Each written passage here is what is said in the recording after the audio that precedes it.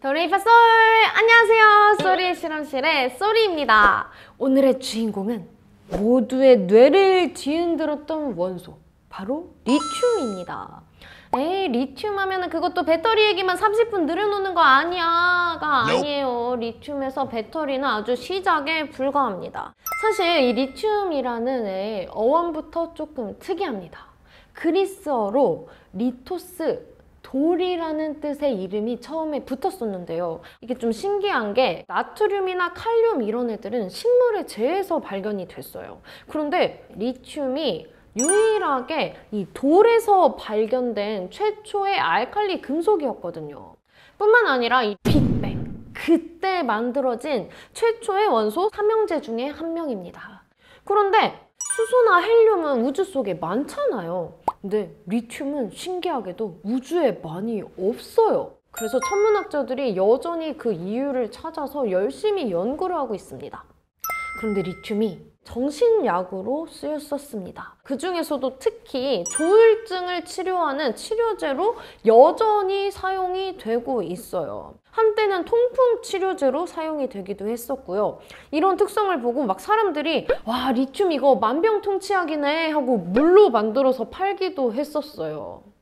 근데 참 웃기죠. 라듐도 그렇고 뭔가 치료 효과만 있다고 하면 사람들이 물에다가 넣어서 팔잖아요.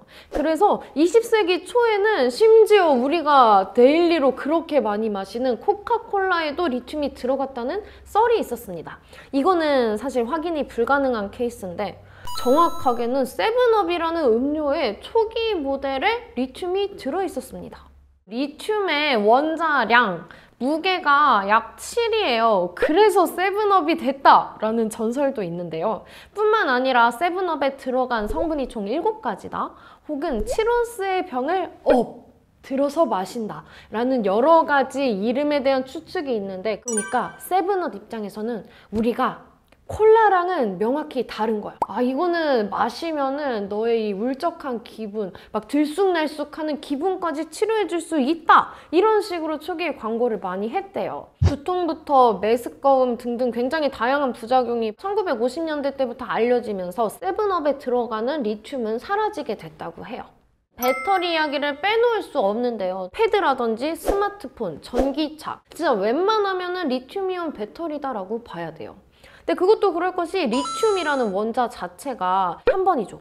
세 번째로 가벼운 원소입니다. 그래서 배터리는 우리가 들고 다니면서 쓰는 것들에 보통 들어가기 때문에 가벼운 게 핵심 포인트예요. 뿐만 아니라 에너지 밀도가 높아요. 크기가 작기 때문에 같은 공간 안에 리튬을 많이 집어넣을 수 있는 거죠. 이 리튬은 자기의 전자 한 개를 잘 떼어주기로 유명해요. 전자를 떼어내는 것부터 전기의 이야기가 시작되거든요. 즉, 전기 활성화되는 정도가 굉장히 높다고 볼 수 있습니다. 전기를 굉장히 잘 날라주는 거죠. 리튬이온 배터리라는 것 자체가 양극, 음극이 있으면 이 사이를 리튬이온이 왔다 갔다 하면서 되는 거거든요. 그래서 리튬이온이 얼마나 잘 만들어져서 잘 움직이느냐가 가장 핵심인데, 리튬으로 만들면 그게 아주 잘 된다. 전기가 아주 잘 통한다는 거를 알 수 있죠. 리튬이온 배터리 자체는 1970에서 80년대에 만들어졌어요.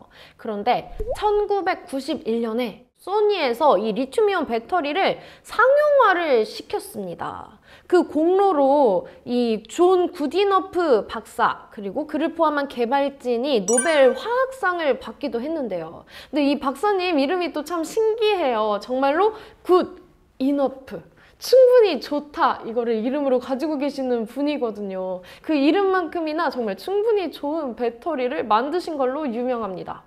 그런데 이 리튬이온 배터리의 위상이 점점 높아지면서 세계의 경쟁이 치열해지고 있죠. 특히나 요즘은 전기차가 굉장히 많이 개발되고 있고 많이 팔리고 있잖아요. 이 안에 꼭 들어가는 게 리튬이다 보니까 리튬을 화이트 골드라고 불러요. 그래서 전 세계가 이 화이트 골드를 찾기 위해서 정말 혈안이 돼 있습니다. 그런데 이 화이트 골드, 리튬은 대부분 어디에 묻혀 있냐? 칠레, 볼리비아, 아르헨티나인데요. 전 세계의 리튬의 약 75%가 여기 몰려 있다고 해요. 그야말로 리튬의 삼각지대인 거죠. 그래서 이 리튬을 차지하기 위해서 미국과 중국이 이 세 나라들에서 개발권을 가지고 보이지 않는 전쟁을 하고 있는 거죠. 사실상 석유 전쟁에 버금가는 전쟁이 아닐까 싶습니다. 그런데 이 리튬이라는 원소 자체가 환경에 친절하지는 않습니다. 리튬을 파내는 과정에서 환경오염이 생각보다 많이 돼요. 일단은 리튬이 많이 매장되어 있는 곳 자체가 염호, 소금 호수라든지 아니면 소금 사막 이런 곳에 많거든요. 그러니까 자연 환경을 일단은 파괴시키고 시작을 해야 된다라는 문제가 있고, 이 리튬을 추출할 때 보통 우리가 그 소금 염전에서 증발시켜가지고 소금을 얻는 것처럼 증발하는 방식을 많이 택해요. 그러다 보니까 이거를 물을 계속 부어줘가지고 물키고 하는 과정이 필요해서 물이 상당히 많이 들어갑니다.